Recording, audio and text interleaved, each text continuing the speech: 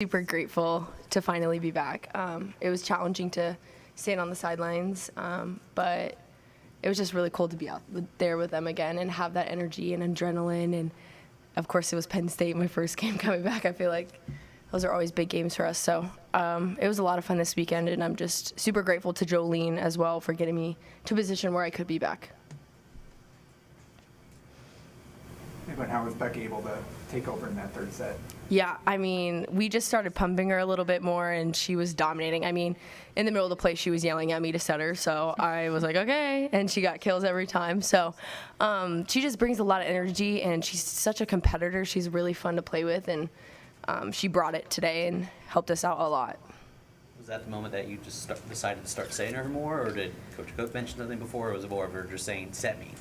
It was like more of a conversation we had, me, Kelly, and Ani, and then kind of with her, she definitely wanted to get set, so she started talking a lot more. We wanted to get the middles going a little bit more in that third set, especially to open everything up for the offense. Matt, did it take a while to get going? It seemed like just energy was low to start the match, too. Did it take a while to get into the flow of things?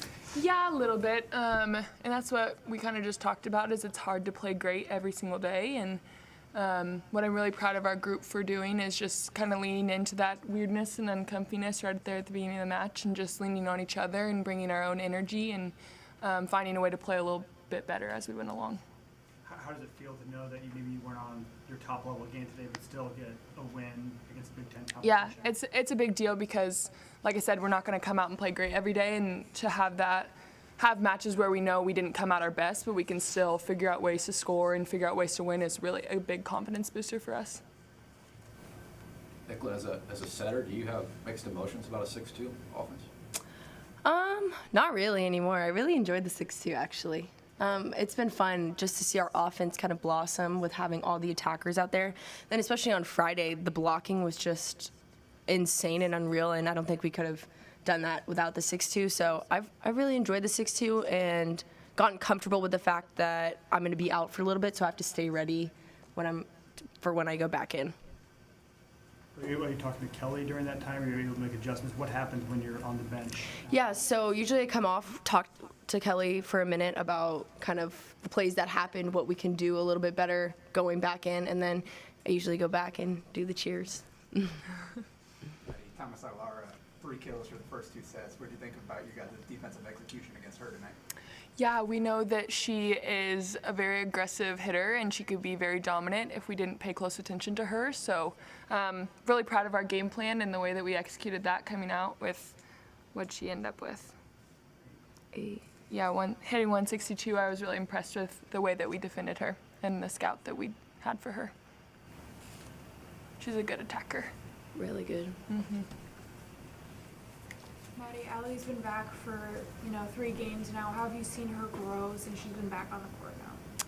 Yeah, I think it's great to have Allie out there. She brings kind of a spark and an energy, and I just always think of like her hitting the ball and then like her hair twirl when she cheers. So it's kind of just like fun, but she brings a really great vibe to the court, and we're really happy to have her back out there with us. How do you think she played today? I think she did. I think kind of everyone at the beginning of the match was a little bit weird, and as we went through, she just kept finding ways to get kills, and that's something that Coach asked of us as hitters, just to be creative and find ways, and I think she did a good job of that today. You guys obviously pulled away in the second, third sets. Was that more of a thing of just waking up, or were there certain adjustments that you guys made to what Northwestern deployed? I think we started serving tougher. We were missing a few too many serves at the beginning of the match, and keeping them out of system is something that we really need. We put a lot of intention on, just because they're a hard offense, a fast offense to stop if they are in system. So I think we were thumping our serves more and getting on some longer runs. Nicola, how is this team different from when you were from the Stanford match to where it is now? What have you seen kind of the evolution of the team since you were sitting out? Yeah, I mean, just the growth and the ability to move on to the next point. I feel like that's been huge for us. Even in the Ohio State match, that was a really challenging match. And for us to overcome that, even when it was really tough, shows a lot about this team and the grit we have and the fight. And I think that's been huge difference in Stanford. I think we've really developed a lot of connections and trust and grit. John was saying you were dealing with 3-a-days in your rehab. Was that true? Yes. How grueling was that? It was grueling. Just because I did the same things like over and over again for the 3 different sessions, but Julian did a great job of getting me back to that spot, but it took a lot of work to get here, so. Was that the first time you've done like a rehab project like that in terms of that intensity? Yeah, I've definitely been super blessed and haven't had really any serious injuries that have taken me out for a long time until this year, and so it was definitely a different experience, and I definitely talked to Lauren a lot about it. What'd you have to say about that? Just about how it can be frustrating, but like there's light at the end of the tunnel, and she really helps me a lot with understanding and to keep me motivated and pushing through it. How big was that reward on Friday night against Penn State to come back and be part of an atmosphere of victory like that? It felt so good to finally be back out there because I'd been working towards it, and sometimes like on days it felt like it wasn't getting any better or it wasn't making any progress. So to finally be able to step out there and to hear my name called and everyone cheered really loud, like that was really cool and a really fulfilling moment because of what I've been through the last month. Maddie, quick turnaround Wednesday at Purdue. What's your mindset going into that matchup?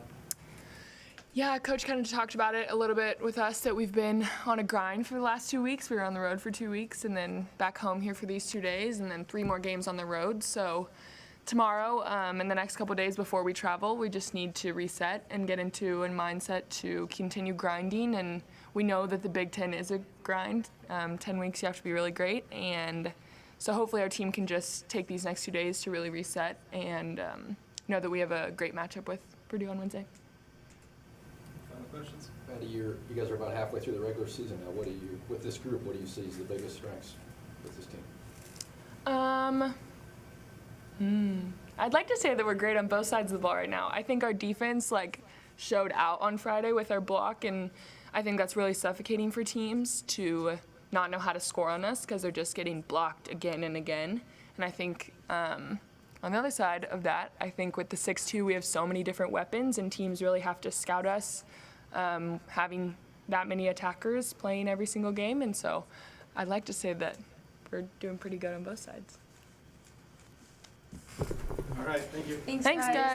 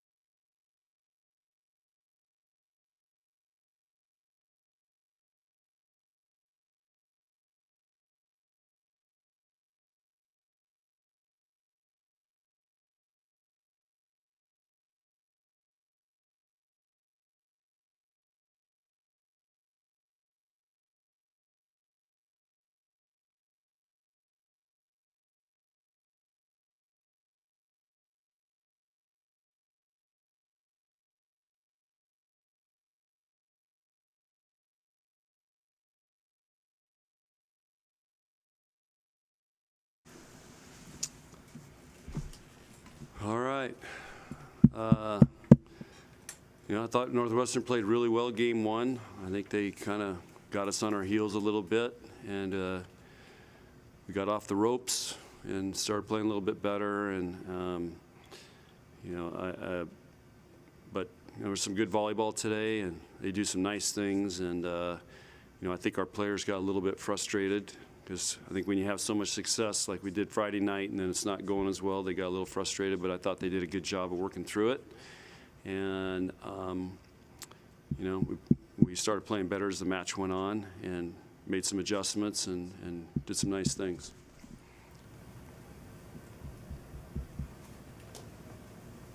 Is it difficult for the team to match the intensity coming off of a match like Friday night to a Sunday afternoon? Most definitely, and again, our crowd was really quiet today, which I'm not blaming them, but our team does feed off our crowd, and our crowd really got loud at the end of game one, and I feel like they were just like, sitting there. And again, it's a Sunday afternoon, which this is why I don't like playing on Sundays afternoon. I mean, we should be home playing football outside or going for a walk, or I think Sunday afternoon matches are just kind of weird for everybody. What from today makes the case that the 6-2 is a good system for you guys? Well, here's the case today. Look at our kills. We had 9, 9, 9, 8, 6, and 4. So, and we only set Kaylin 8 times, but she killed 50%. So, yeah, that's a balanced attack.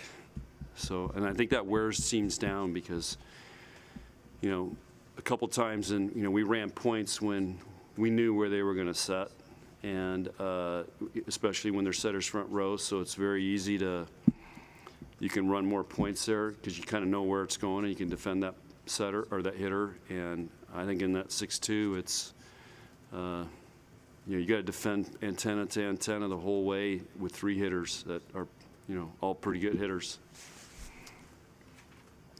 The key is, can the setter set consistent today? And I thought both Nicklin and Ani started off a little erratic, and then they got a great groove by the 3rd game. It's 4 straight sweeps in the Big Ten. What's that show you about this group? Nothing. We still got a long ways to go to hit what we can do, I think. How well did the defensive plan work for Thomas Lara, since she went a long time without a kill for most of the second set as well? Yeah, I think we did a pretty good job on her, but Landorf hurt us a lot, and Lezak was on fire and then made a couple errors at the end. But those guys are good, and they run a very fast offense. So we went to Penn State, we went a little slower to a very fast offense, and we just were a little step behind on everything. And were you expecting them to tip as much as they did? No, but I take that back. We knew they would tip because when you go that fast, you're going to miss time things, and so they're really good at throwing it around and tipping and roll shotting. We didn't do a very good job of taking care of that. How many balls dropped tonight between 2 people, and that just can't happen. And so they heard about that that's like giving a team points. And so we prepared for it, we talked about it, but we didn't execute it very well. Halfway through the season, John, Becca had 9 kills today. What growth have you seen from her since the beginning of the year up to this point? Yeah, I mean, she competes, and she does that every day in practice, and she works really hard. She wants to be great, and that's what I really like about this team is we got a lot of players that want to be great, and they come in, and she's one of the ones that brings that energy and that commitment every day. And so she's, as you guys know, she's got a lot of personality. She talks a lot. She's very animated, and I think it's just awesome to be around every day. And like I said, she wants to be great, and she's doing it against some great players every night. Nicklin said that Becca's scream just set me in that 3rd set. Was that kind of a message that you brought to your team in that 3rd set, to set the middle more? Yeah, we talked about we got to start running middle more, and they did.